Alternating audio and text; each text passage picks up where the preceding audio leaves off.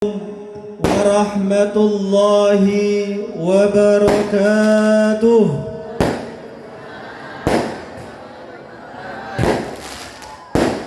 بسم الله ما شاء الله لا يسوق الخير إلا الله. بسم الله ما شاء الله لا يصرف السوء إلا الله. بسم الله ما شاء الله ما كان من نعمة فمن الله. بسم الله ما شاء الله لا حول ولا قوة إلا بالله. حمدا وشكرا لله صلاة وسلاما على رسول الله محمد بن عبد الله وعلى آله وصحبه ومن تبع هداه وجماعته. Amma ba'du. Yang kami hormati sahibul bait, Bapak Selamat sekeluarga. Yang kami hormati Habib Husain Al-Attas, mudah-mudahan Allah sehatkan badannya, diberi keberkahan ilmu dan rizki. Kemudian guru kita Kiai Haji Muhammad Salihin Jailani, mudah-mudahan diberi rizki yang melimpah ruah, keberkahan ilmu, dan senantiasa sakinah mawaddah warahmah. Juga Bapak Kepala Desa, aparatur desa, kemudian para kiai, asatid dan habaib lainnya yang tidak bisa kami sebutkan satu persatu, namun doa kami selalu untuk mereka semua begitu ta'zim dan hormat kami. Bapak Ibu yang dirahmati oleh Allah Subhanahu wa ta'ala, ada seorang ulama dari negeri Kinanah. Bapak Ibu tahu negeri Kinanah itu di mana? Tahu tidak? Negeri Kinanah itu negerinya Fir'aun dan Musa. Di mana kira-kira? Di kota, di negara Mesir. Disebut dengan negeri Kinanah. Di sana ada seorang ulama yang terkenal dan disebut sebagai Syekhul Masyayikh, gurunya para ulama, yaitu Syekh Mutawalli Asy'arawi. Beliau menyatakan di Quran ada 4 ayat di mana janjinya Allah itu langsung pasti terjadi. Allah ada 4 ayat yang janjinya langsung kontan. Itu menurut Syekh Mutawalli Asy'arawi. Tapi sebelumnya saya mau nanya, Pak Kiai Solihin, berapa menit ini? Berapa menit ini? Belum ada kode. Jadi kalau ngomong 4 ayat, saya harus tanya dulu berapa menit ini waktunya. Di antara ayat tersebut dinyatakan dalam firman Allah surah Al-Anfal ayat ke-33. Wa ma kana Allahu liyu'adzibahum wa anta fihim wa ma kana Allahu mu'adzibahum wa hum yastaghfirun. Dan tidaklah Allah menurunkan azab kepada suatu kaum, suatu masyarakat, sementara Rasulullah ada di dalamnya. Jadi Rasulullah diberi pertanyaan, Mekah itu masyarakatnya sangat-sangat jahiliyah. Orang bunuh anaknya ada di situ. Orang minum khamr, narkoba ada di situ. Orang mencerca Nabi, menyakiti Nabi ada di situ. Orang sembarangan kawin, sama saudaranya kawin, sama saudaranya kawin, ada di situ. Lalu dipertanyakan, kenapa mereka tidak mendapatkan azab dari Allah Subhanahu wa ta'ala? Sementara umat-umat Nabi terdahulu itu kalau berbuat dosa langsung azab turun. Maka ayat tersebut menyatakan kalau ada Rasulullah di situ, maka tidak mungkin akan turun azab. Lalu ulama ditanya oleh masyarakat, itu kalau Rasulullah masih hidup, bagaimana dengan sekarang? Apakah ayat Al-Quran itu berlaku pada saat Rasulullah hidup, atau ayat tersebut berlaku hingga yaumil kiamah? Apakah ayat tersebut berlaku di mana geografis letak posisi Nabi berada? Ataukah ayat itu berlaku bagi seluruh alam semesta hingga akhir zaman? Itu pertanyaan kepada ulama. Jawabannya adalah yang namanya azab itu terkait dengan perbuatan manusia, itu terkait dengan omongan manusia, itu terkait dengan pergaulan manusianya bagaimana. Maka ketika ada hal-hal demikian, maka azab pun bisa jatuh. Berarti ketika azab jatuh, maka harus ada solusi, yaitu Rasulullah SAW bisa ada di situ.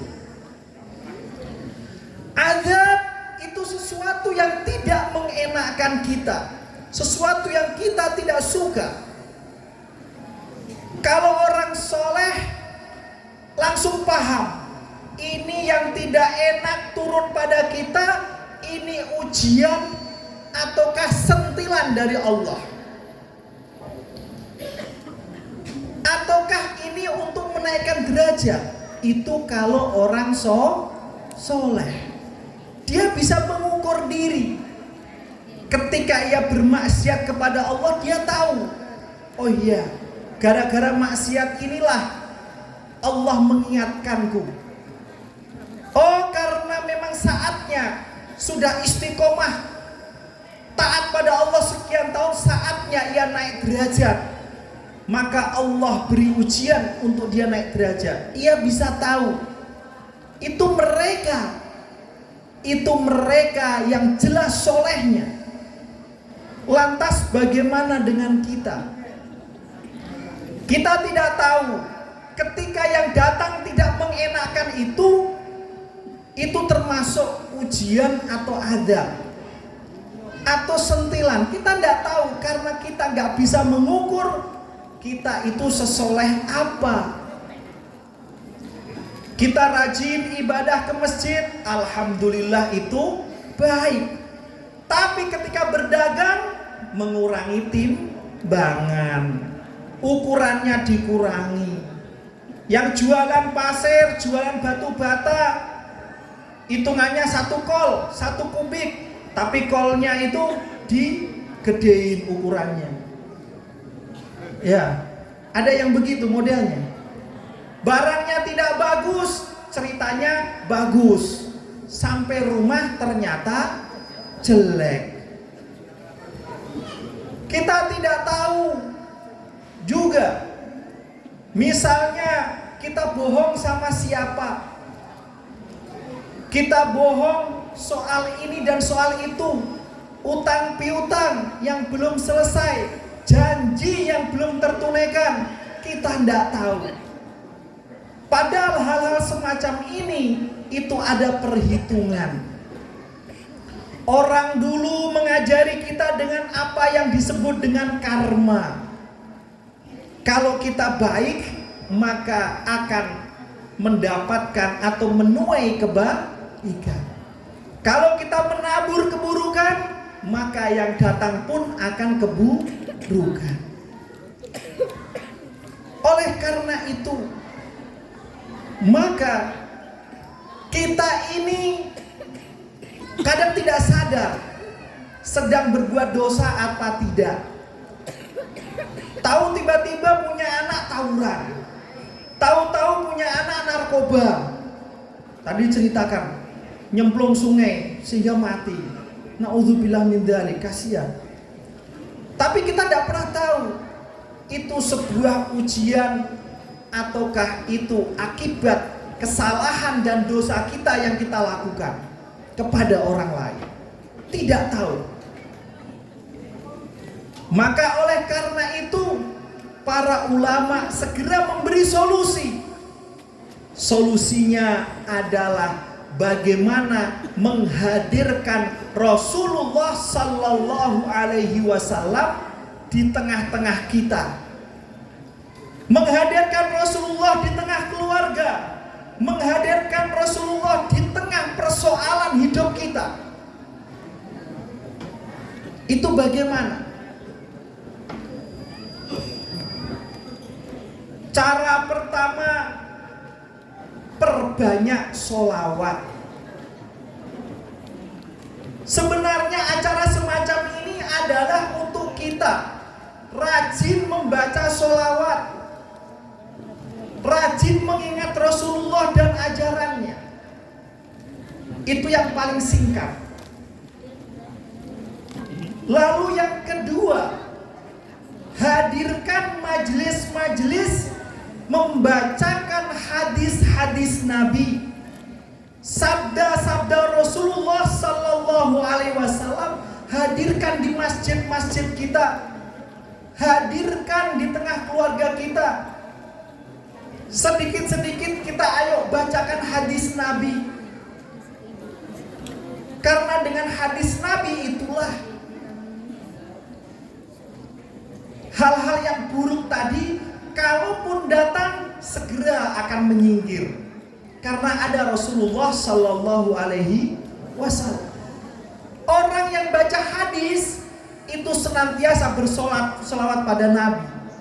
Karena ketika orang bilang qala Rasulullah sallallahu alaihi wasallam, pasti dijawab sallallahu alaihi wasallam. Begitu pula ketika menyebut para ulama, ruya an Abi Hurairah radhiyallahu anhu. Disitulah perbanyak zikir dan sholawat.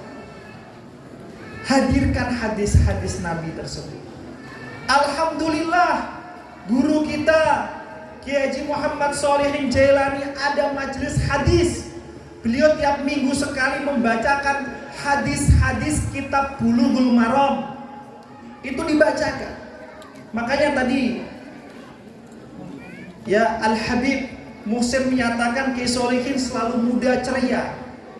Resepnya itu adalah baca hadis. Kenapa demikian?